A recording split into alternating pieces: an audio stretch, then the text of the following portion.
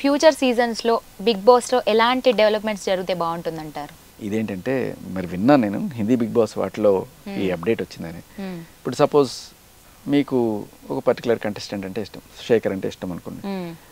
So Shekhar ఏం చేస్తున్నాడు చూడాలనుకుంటున్నారు, కానీ ఆయన 1 అవర్లో ఎవరిని చూపిస్తే అది ఆయన ఏమో సపోజ్ సోనియానో మణికంఠనో వీళ్ళనే చూపిస్తున్నాడు.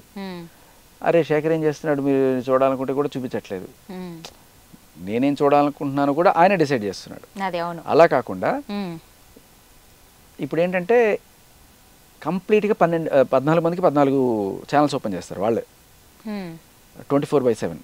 ఓకే, ఇప్పుడు 24/7లో కూడా వాళ్ళు ఎవరిని చూపించాలనుకుంటున్నారు వాళ్ళనే చూపిస్తారు. అలా కాకుండా 24/7 ప్రతి ఒక్కళ్ళది ఫీడ్. అంటే ఫాలో శేఖర్ అన్నారు అనుకోండి, శేఖర్ ఇక్కడి నుంచి అక్కడికి వెళ్ళాడు, అక్కడికి వెళ్ళి వీళ్ళతో మాట్లాడాడు, వాళ్ళతో చేశాడు, ఈ చిలిపి పని చేశాడు, ఇవన్నీ కూడా 24/7 శేఖర్, 24/7 నిఖిల్, 24/7 మణికంఠ, ఇలా వాళ్ళ 24/7 ఒకళ్ళ మీద ఫోకస్ చేయాలి అని వాళ్ళు అనుకొని చూపిస్తూనే ఒకళ్ళని ఫోకస్ చేస్తూ చూపిస్తారు, అదే అంటున్నారా? అట్లా కాదు, అది ఇంతకుముందు ఇప్పుడు వాళ్ళు ఎవరిని చూపించాలనుకుంటే అవి చూపిస్తారా, ఏదో కొంత అట్లా కాకుండా ప్రతి ఒక్కళ్ళది 24/7 లైవ్ వస్తూ ఉంటుంది అనమాట. ఓకే, సో అప్పుడు ఎవరి ఫ్యాన్స్ కూడా డిసప్పాయింట్ అవ్వడు. అవును, అందరి ఫ్యాన్స్ కూడా. ఇంకోటి ఏంటంటే బిగ్ బాస్ అన్ని పనులు చేయలేరు. ఇప్పుడు సగానికి సగం ఫ్యాన్ ఫీడ్ మీద కూడా డిపెండ్ అవుతారు. ఏవి హిట్ అవుతున్నాయి, ఏవి క్లిక్ అవుతున్నాయి అనేవి బిగ్ బాస్ ఏం చేస్తారంటే ఆయన వదిలిన 24 గంటల ఫీడ్లో కొన్ని జనాలు ఎక్కువ మాట్లాడుకుంటున్నారంటే ఓకే ఇది బాగుంది అని చెప్పి ఆయన తీసుకొని రేపు నాగార్జున గారు వచ్చిన తర్వాత వీకెండ్ షోలో ఆయన వాటి గురించి మాట్లాడడం చేస్తుంటారు. అవును. సో అలా బిగ్ బాస్కు ఉన్న స్టాఫ్ కన్నా అభిమానులు ఇచ్చే ఫీడ్ చాలా పెద్దది. రివ్యూవర్స్ ఉంటారు, వాళ్ళు అదే పనిగా చూస్తుంటారు, జీతం ఇచ్చి పెట్టుకోకుండా కూడా ఫ్రీగా చేసి పెడతారు వీళ్ళు పని.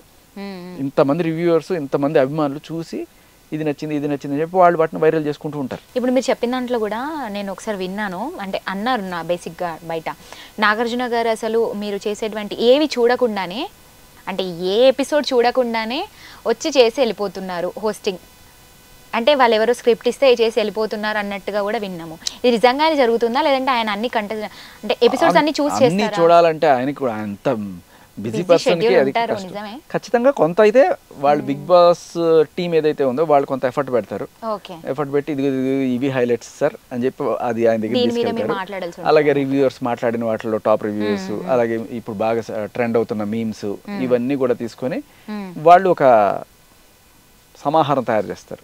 దాన్ని ఆయనకి చూపించి ఆయన రియాక్షన్స్ అవన్నీ కూడా తీసుకుంటారు.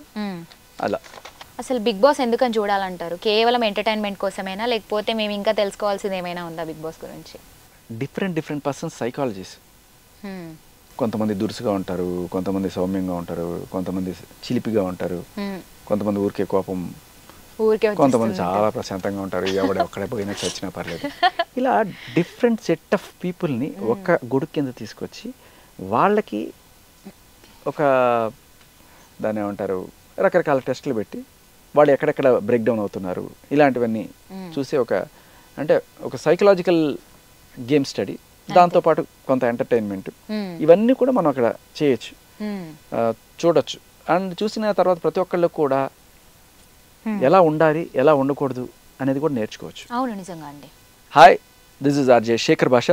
Please like, share and subscribe to Magna TV.